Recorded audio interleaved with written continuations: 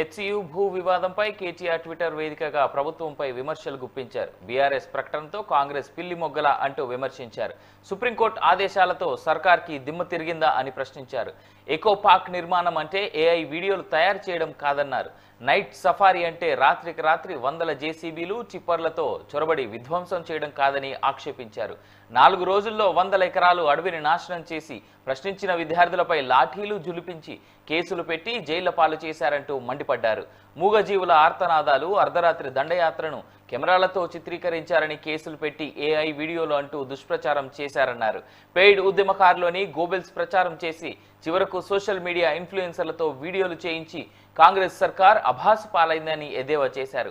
మంత్రివర్గ సమావేశం పెట్టి మరి సాఫ్ట్వేర్ సంస్థలు తెస్తాం, సంపద సృష్టిస్తామని బీరాలు పలికిందన్నారు. అధికారంలోకి వస్తే హెచ్సియు 400 ఎకరాల్లో బ్రహ్మాండమైన ఎకో పార్క్ నిర్మించి హైదరాబాద్కు కానుకగా ఇస్తామన్న బీఆర్ఎస్ ప్రకటనతో 24 గంటలు తిరక్క ముందే 2000 ఎకరాల్లో ఎకో పార్క్ అంటూ కాంగ్రెస్ సర్కార్ బీరాలు పలుకుతోందన్నారు కేటీఆర్. ఇది సర్కార్ కాదు, సర్కస్ కంపెనీ అన్న కేటీఆర్ ఇది ప్రజాపాలన కాదు, ప్రజల ఆకాంక్షల హేళన అంటూ విమర్శించారు.